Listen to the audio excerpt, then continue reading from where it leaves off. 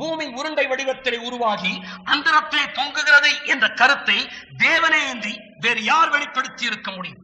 பூமி சுற்றுவதில்லை, அது திடமான அஸ்திவாரத்தின் மேல் அசையாமல் நிற்கிறது என்று பிளேட்டோ, அரிஸ்டாட்டில், அரிஸ்டார்கஸ் என்பவர்கள் நம்பி வந்தனர்.